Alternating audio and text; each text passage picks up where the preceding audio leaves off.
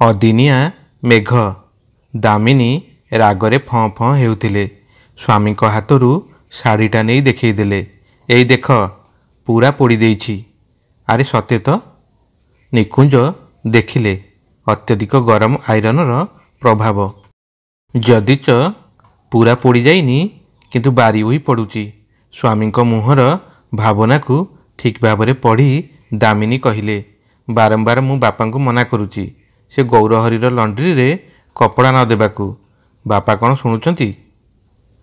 ସମ୍ପୂର୍ଣ୍ଣ କାହିଁଟି କ'ଣ ଆସନ୍ତୁ ଶୁଣିବା। ଏ ଅଦିନିଆ ମେଘଟା ଭାରି ବିରକ୍ତିକର। ସକାଳ ଆକାଶ ଏକଦମ ପରିଷ୍କାର ଥିଲା। ଭାବିଥିଲେ ଆଜି ମେଘ ହେବନି। ଘରୁ ବାହାରିଛନ୍ତି କି ନାହିଁ ଦେଲା ଅସରାଏ। ସମୟ ମିଳିଲାନି ରେନକୋଟ୍ଟା ଗଳେଇବାକୁ। ଆଜି ପୁଣି ଅଫିସରେ ଫଙ୍କସନ୍ ଅଛି। ତେଣୁ ଶାଢ଼ୀ ପିନ୍ଧିଥିଲେ। ଟିକେ ବେଳାବେଳି ବାହାରି ଆସିଥିଲେ ଘରୁ, କେବଳ ସେଇ ମେଘ ଡରରେ। ଦେଲା ବିଗାଡ଼ି ସବୁ କାମ। ଅବଶ୍ୟ ଅଫିସ ସମୟ ହୋଇନି, ତେବେ ବୁକେ ଦେବା ଦାୟିତ୍ୱଟା ଦାମିନୀଙ୍କର ଥିଲା। ଭାବିଲେ ସାଙ୍ଗ ଆହାନାକୁ ଫୋନରେ କହିଦେବେ, ତାଙ୍କ ଘର ଛକଟୁ ନେଇ ଆସିବ।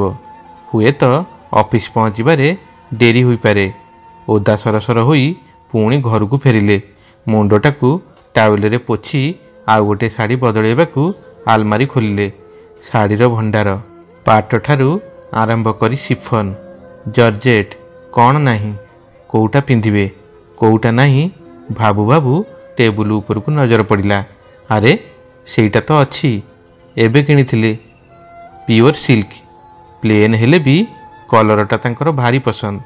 କାଲି ସନ୍ଧ୍ୟାରେ ଶ୍ୱଶୁର ଲଣ୍ଡ୍ରିରୁ ପ୍ରେସ୍ କରି ଆଣିଥିଲେ। ଭିତରେ ରଖିବାକୁ ଭୁଲି ଯାଇଥିଲେ। ଭାବିଲେ ସେଇଟା ପିନ୍ଧିବେ। ଖୋଲି ଦେଖିଲା ବେଳକୁ ମୁଣ୍ଡ ଗୋଳମାଳ ହୋଇଗଲା। ଚିତ୍କାର କଲେ, 3000 ଟଙ୍କାର ଶାଢ଼ୀଟା ଦେଲା ନା ବେକାର କରି।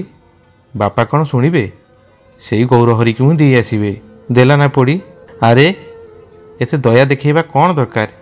ଶ୍ରୀମତୀଙ୍କର ରାଗ ଦେଖି ନିକୁଞ୍ଜ ପଚାରିଲେ, କ'ଣ ହେଇଛି? ଦେଖୁନ ଦେଖ। ଏହା କହି ଶାଢ଼ୀଟି ବଢ଼େଇ ଦେଲେ ଦାମିନୀ ସ୍ୱାମୀଙ୍କ ଆଡ଼କୁ। ତନ୍ନ ତନ୍ନ କରି ଆଖି ବୁଲେଇଲେ ଶାଢ଼ୀ ଉପରେ ନିକୁଞ୍ଜ। କିଛି ଅସୁବିଧା ନଜରକୁ ବୋଧହୁଏ ଆସୁନଥାଏ। ଦାମିନୀଙ୍କର ଆଉ ଧୈର୍ଯ୍ୟ ନଥିଲା। ସେତେବେଳକୁ ତ ସେ ରାଗରେ ଫଁ ଫଁ ହେଉଥିଲେ। ସ୍ୱାମୀଙ୍କର ହାତରୁ ଶାଢ଼ୀଟା ନେଇ ଦେଖେଇଦେଲେ, ଏଇ ଦେଖ, ପୁରା ପୋଡ଼ି ଦେଇଛି। ଆରେ ସତେ ତ। ନିକୁଞ୍ଜ ଦେଖିଲେ ଅତ୍ୟଧିକ ଗରମ ଆଇରନର ପ୍ରଭାବ। ଯଦିଚ ପୁରା ପୋଡ଼ିଯାଇନି, କିନ୍ତୁ ବାରି ହୋଇ ପଡ଼ୁଛି। ସ୍ୱାମୀଙ୍କର ମୁହଁର ଭାବନାକୁ ଠିକ୍ ଭାବରେ ପଢ଼ି ଦାମିନୀ କହିଲେ, ବାରମ୍ବାର ମୁଁ ବାପାଙ୍କୁ ମନା କରୁଛି ସେ ଗୌରହରିର ଲଣ୍ଡ୍ରିରେ କପଡ଼ା ନ ଦେବାକୁ। ବାପା କ'ଣ ଶୁଣୁଛନ୍ତି? ବାପାଙ୍କୁ କୁହ ସେ ଯାଇ ଗୌରହରିକୁ ଦେଖେଇବେ 3000 ଟଙ୍କାର ଶାଢ଼ୀଟା। ଗତଥର ତମ ପ୍ୟାଣ୍ଟଟା ବର୍ବାଦ କରିଥିଲା, ଆଉ ଏଥର ବହୁତ ହୋଇଗଲା। ଯାଅ ବାପାଙ୍କୁ କୁହ। ଆଉ ସିଏ ଯଦି ରାଜି ନ ହୁଅନ୍ତି, ତୁମେ ଯାଇ ସେ ଗୌରହରିକୁ ଦେଖାଅ। ମୋର ଏତେ ପଇସା ନାହିଁ ଯେ ପୋଡ଼ିଗଲେ ଆଉ ଗୋଟେ କିଣିଦେବି। ତାକୁ ସେ ଶାଢ଼ୀଟା ଦେଖେଇବ, ଆଉ କହିବ ସେଇଟାକୁ ରଖି ମୋ ଶାଢ଼ୀର ଦାମ ଦେଇଦେବ। ପାଟି ଶୁଣି ନିକୁଞ୍ଜର ବୋଉ ଚଞ୍ଚଡ଼ା ଚାଲି ଆସିଲେ। ବାସ୍, ପୁଅ ବୋହୂଙ୍କ ଠାରୁ ଘଟଣାଟି ଶୁଣି ମନେ ମନେ କ'ଣ କରିବେ ଭାବି ପାରୁନଥାନ୍ତି। ସତ କଥା, ଏତେ ଭଲ ଶାଢ଼ୀଟା ଯେକୌଣସି ଲୋକର ମୁଣ୍ଡ ଗୋଳମାଳ ହୋଇଯିବ। କ'ଣ କରିବେ ଭାବୁଥାନ୍ତି। ପୁଅ ହାତରୁ ଶାଢ଼ୀଟା ନେଇ ପାଖ ଘରକୁ ଗଲେ। ନିକୁଞ୍ଜର ବାପା ସେତେବେଳକୁ ଟିଭିରେ ନ୍ୟୁଜ୍ ଦେଖୁଥାନ୍ତି। ଶ୍ରୀମତୀଙ୍କ ହାତରେ ଶାଢ଼ୀଟାକୁ ଦେଖି ପଚାରିଲେ, କ'ଣ ହେଲା? ପିଲାମାନେ କିଛି କହୁଥିଲେ କି? ଟିକେ ପାଟି ଶୁଭୁଥିଲା। ପାଖରେ ବସିପଡ଼ି ନିକୁଞ୍ଜ ବୋଉ ଧୀର ଗଳାରେ କହିଲେ, ବୋହୂର ଶାଢ଼ୀଟା ସେ ଧୋବା ପୋଡ଼ି ଦେଇଛି। ଆହା, ଦେଖି ଦେଖି। ଦୁହେଁ ମିଶି ଦେଖିଲେ, ସେମାନେ ତ ତୁମକୁ ବାରମ୍ବାର ମନା କରିଛନ୍ତି ସେ ଧୋବାକୁ ଆଇରନ୍ କରିବାକୁ ନ ଦେବାକୁ। ତୁମେ ଶୁଣୁନ। କ'ଣ ତୁମର ସେ ଗୌରହରି ବୁଢ଼ା ପ୍ରେମ ମୁଁ କିଛି ବୁଝିପାରୁନି। ଅନ୍ୟ ଲଣ୍ଡ୍ରିରେ ଦେଲେ ହୁଅନ୍ତାନି? ତୁମେ ତ ବୋହୂ କଥା ଜାଣିଛ। ଆଜି ତ ସେ ଆଉ କାହା କଥା ଶୁଣିବା ଅବସ୍ଥାରେ ନାହିଁ। ତା ଅଫିସ ଫଙ୍କସନ୍କୁ ଯାଇଥାନ୍ତା ସେ ଶାଢ଼ୀ ପିନ୍ଧି। କିଏ ତାକୁ ସମ୍ଭାଳିବ? ଯାଅ ତାଙ୍କୁ ଦେଖାଅ। ବଡ଼ ଅସୁବିଧା କଥା। କ'ଣ କରିବେ ଧଳବାବୁ? मने मने भाविले ताकू एते करी कहिथिले बोहूर शाढ़ीटा टिके हुसियारे करिउ बोली। हेले कौन कला सी भारी असहाय लगिला। कौन करिवे हेटी तुमे न गले पुओ जीव कौन कहूच? अरे ना ना से गले ताकू कौन बोले कौन कहीदेव। गौरहरी बुढ़ा लोक मु निजे जीवी। जीवाकू बाहरिले धड़ बाबू शाढ़ीटाकू गोटे खबर कागज रे गुड़ाई देई चंचड़ा बढ़ाई देले तांको हाथकू।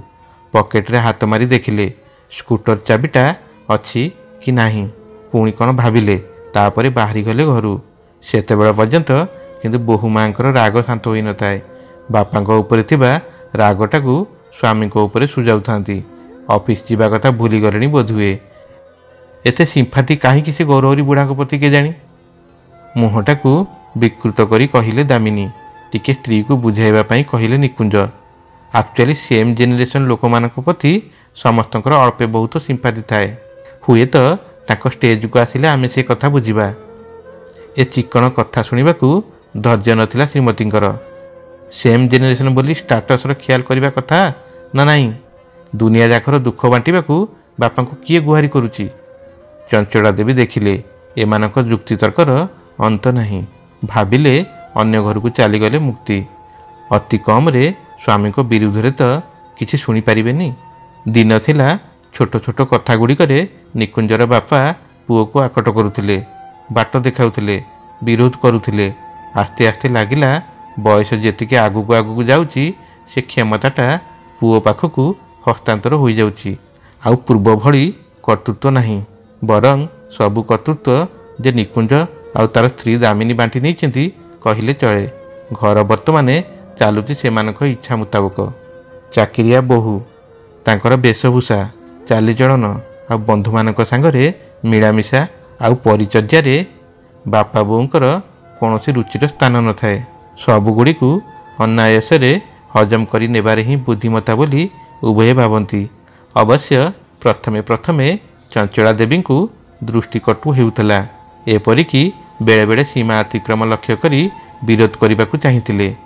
हेले ए बयस से सबुरु निवृत्त रहिबाकू निकुंजर बापा उपदेश देइथिले। बेले बेले अतिष्ट हेला बड़ी लागे तांकू, किंतु भविष्यत कथा चिंता करी मुहरे ताला देवाकू बाध्य होती। आजिर कथार जे परिणाम कौन हेबो सेही कथा चिंता करी मनटा टिके अशांत थाए। अपेक्षा करिथांती स्वामी को आसीबा बाटकू। मन परिवर्तन करने अन्य काम रे लगाइबाकू चेष्टा कले। किछि समय परे निकुंजर बापा फेरिले। आसु आसु पुओ बोहू आ श्रीमती घेरी गले तांकू जानिबा पई जे कौन हेला। खबर कागज गुड़ा शाढ़ीटाकू रखिकी कहले। सी कौन मानुला। शाढ़ीटाकू देखली, केते झगड़ा झगड़ी भी कली। कहली 3000 टंकार शाढ़ी नष्ट करदेलु, एटा तू रख, आम पैसा फेरा। समस्ते चाही रहिले। तापरे कौन हैला? शाढ़ीटा तो फेरी आनिल। बड़ कष्टरे राजी हैला। कहिला शाढ़ी नियंतु आ नष्ट बाबतकू 1500 टंका देला। मु आणु नथिली, देखिली गरीब लोक आउ बाध्य कलिनी। एतिकी कही पकेटरू 1500 टंका बाहर करी स्त्री हाथ को बढ़ई दे कहले, बोहू को दे दियो आ बुझे दियो हैला। एणिकी आउ से गौरहरी बुढ़ा को केबे भी कपड़ा देवानी। जहा हेउ किछि तो मिलिला। अर्धं त्यजंती पंडिता यह भावी भीतर को पशिगले पुओ बोहू।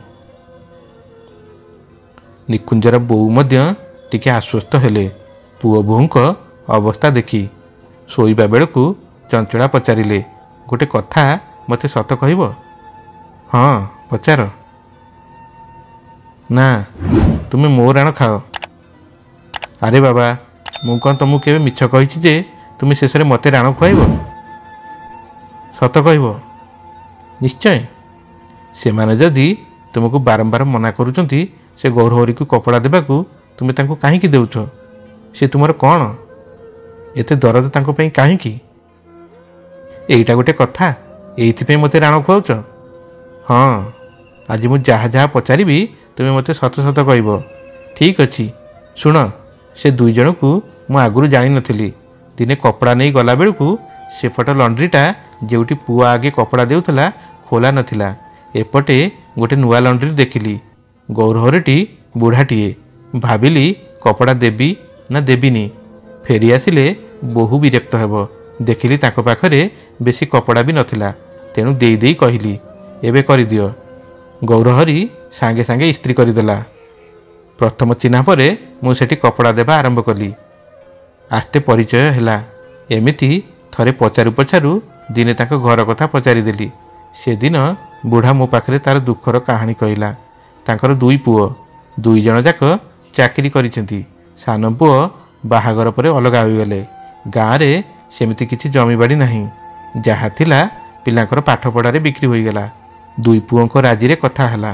ଗୌରହରି ଓ ବୁଢ଼ୀ ଦୁହେଁ ମାସର 15 ଦିନ ଲେଖାଏଁ ଉଭୟ ପୁଅ ପାଖରେ ରହିବେ। ଭଲରେ ଭଲରେ ଚାଲିଥିଲା। ମାସର ପ୍ରଥମ 15 ଦିନ ବଡ଼ ପୁଅ ପାଖେ ତ ଆର 15 ଦିନ ସାନ ପୁଅ ପାଖେ। ଦିନେ ସାନ ବୋହୂର ଦେହ ଖରାପ ହେଲା। ତାଙ୍କ ଘରେ କିଏ ଅଛି ଯେ ରୋଷେଇବାସ କରିଦେବ? ସାନ କହିଲା, ବଡ଼ ଭାଇଙ୍କ ପାଖରେ ଆଉ 15 ଦିନ ରହିଯାଅ। କିନ୍ତୁ ଆଉ ଅଧିକା ଦିନ ରଖିବାକୁ ବଡ଼ ବୋହୂ ମନା କରିଦେଲା। ଭାବିଲେ କାହିଁକି କାହାକୁ ହଇରାଣ କରିବେ। 15 ଦିନର କଥା ତ। ଗାଁକୁ ପଳେଇ ଆସିଲେ। ଯେନ ତେନ ପ୍ରକାରଣ 15 ଦିନ ନିଜେ ନିଜେ ରୋଷେଇ କରି କାଟିନେଲେ। ହେଲେ ଯେତେବେଳେ ବଡ଼ ପୁଅ ପାଖକୁ ଆସିଲେ ମହାଭାରତ ଆରମ୍ଭ ହୋଇଗଲା। ଏଥିରେ ମହାଭାରତ କାହିଁକି ସୃଷ୍ଟି ହେଲା? ଚଞ୍ଚଳା ଦେବୀ କହି ଉଠିଲେ। ସେଇଠି ତ କଥା। ଧଳବାବୁ କହିଥିଲେ। ବଡ଼ ବୋହୂ କହିଲା, ସାନ ବୋହୂ ପାଳି ବେଳେ ଯଦି ନିଜେ ରୋଷେଇ କରି ଖାଇପାରୁଛ, ଆମ ପାଳିରେ ବି ନିଜେ ରୋଷେଇ କରି ଖାଅ। ହାତ ଗୋଡ଼ ତ ବେଶ ଚଳୁଛି, ଆମକୁ କାହିଁକି ମାରୁଛ? ସାନ ବୋହୂ କ'ଣ ବୋହୂ? ମୁଁ କ'ଣ ବୋହୂ ନୁହେଁ? ତା ବେଳକୁ ଦରଦ ବୋହି ପଡ଼ୁଛି, ଆଉ ଆମ ବେଳକୁ ହାତ ଗୋଡ଼ ଚଳୁନି। କି ବିଚିତ୍ର ଯୁକ୍ତି! ଯେତେ କହିଲେ ବି ବଡ଼ ବୋହୂ ଆଉ ଘରେ ପୁରେଇଲାନି। ଏ କଥା ସାନ ବୋହୂ କାନରେ ପଡ଼ିଲା। କଙ୍କଡ଼ାକୁ ଗୋଳି ପାଣି ସୁହାଏ। ତାପରେ ସାନ ବୋହୂ ବି ମନା କରିଦେଲା। ପୁଅମାନଙ୍କର ତ ବୋହୂମାନଙ୍କୁ ହାଡ଼େ ହାଡ଼େ ଡର। ଆଉ କରିବେ କ'ଣ? ହେ ଭଗବାନ! ଏଇ କଥା ବୁଢ଼ୀ ମୋତେ କାନ୍ଦି କାନ୍ଦି ସେଦିନ କହିଲା। ମୋତେ ପଚାରିଲା, ବାବୁ ମୋ ଦୋଷ କେଉଁଠି ରହିଲା? ମୁଁ ଆଉ କ'ଣ ତାକୁ ଜବାବ ଦେବି? ସେଇ ଦିନଠାରୁ ସେମାନେ ପେଟ ପୋଷିବାକୁ ଏ ବୟସରେ ଲଣ୍ଡ୍ରିଟିଏ ନେଇଛନ୍ତି। ହେଲେ କିଏ ତାଙ୍କୁ କପଡ଼ା ଦେବ? ମୁଁ ଯେବେଠାରୁ ଦେବା ଆରମ୍ଭ କଲି ଅନ୍ୟମାନେ ବି ଦେଉଛନ୍ତି। ମୁଁ ବନ୍ଦ କଲେ ଆଉ କେହି କପଡ଼ା ଦେବେନି। ଆଖିକୁ ଦେଖାଯାଉନି ଭଲ ଭାବେ। କ'ଣ କରିବ? ବେଳେବେଳେ ଅସୁବିଧା ହୋଇଯାଉଛି। ବୟସ ବି ଦାଉ ସାଧୁଛି। ଏତିକି କହିବା ବେଳକୁ ଧଳବାବୁଙ୍କ ଗଳା ଟିକେ ଓଦା ହୋଇଗଲା। କଥା ସବୁ ଶୁଣି କାହିଁକି କେଜାଣି ଶ୍ରୀମତୀଙ୍କ ଆଖିରେ ଲୁହ ଆସିଗଲା। ସେଇଥିପାଇଁ ଏଟିଏମ୍ରୁ ଟଙ୍କା ବାହାର କରି ବୋହୂକୁ ଦେଇଦେଲ। ଆରେ ତମେ କେମିତି ଜାଣିଲ? ସ୍ୱାମୀଙ୍କ ହାତକୁ ଏଟିଏମ୍ ୱିଥଡ୍ରାଲ୍ ସ୍ଲିପ୍ଟା ବଢ଼େଇ ଦେଇ କହିଲେ, ଏଇଥିରୁ। ଆଚ୍ଛା, 2000 ଟଙ୍କା ତ ବାହାର କଲ। ପକେଟରେ ତ ଆଉ କିଛି ପଇସା ନାହିଁ। ଆଉ 1000 ଟଙ୍କା ସେମାନଙ୍କୁ ଦେଇଦେଲି। କହିଲି ଆଉ କିଛି ପଇସା ମିଶେଇ ଗୋଟେ ଭଲ ଅଟୋମେଟିକ୍ ଆଇରନ୍ କିଣିନେବ। ନହେଲେ ଆଜି ଆମ ବୋହୂର କପଡ଼ା ଜଳିଛି, କାଲି ଆଉ କାହାର ଜଳିଯିବ। ସମସ୍ତେ କ'ଣ ବୁଝିବେ? ମୋ ଆକାଉଣ୍ଟରେ ଏବେ ଡିଏ ଏରିୟରଟା କ୍ରେଡ଼ିଟ୍ ହୋଇଛି, ସେଇଥିରୁ ଦେଇଦେଇଛି। ଗରିବ ଲୋକ, ଏ ବୟସରେ ସେମାନଙ୍କର ବେପାର ବୁଡ଼ିଗଲେ ସେମାନେ କୁଆଡ଼େ ଯିବେ? ଆମର ସିନା ପେନ୍ସନ୍ ଅଛି। ଆଉ କିଛି ପଚାରିଲେନି ଚଞ୍ଚଳା। ବାହାଘର ପରର କଥା ମନେ ପଡ଼ିଲା। ଦିନେ ତାଙ୍କ ବୋହୂକୁ ବାପା କହୁଥିଲେ, ମୋର ଜ୍ୱାଇଁଙ୍କର ସିନା ଦରମା କମ୍, ହେଲେ ମନ ବହୁତ ବିଶାଳ। ଆମ ଚଞ୍ଚଳା ବହୁତ ଖୁସିରେ ରହିବେ। ଆଜି ବାପା ବୋଉ ନାହାନ୍ତି, ଥିଲେ ଅବା କହିଥାନ୍ତି, ବାପା ତାଙ୍କ ଭଳି ସ୍ୱାମୀ ପାଇଁ ମୋ ଜୀବନ ଚରିତାର୍ଥ ହୋଇଯାଇଛି।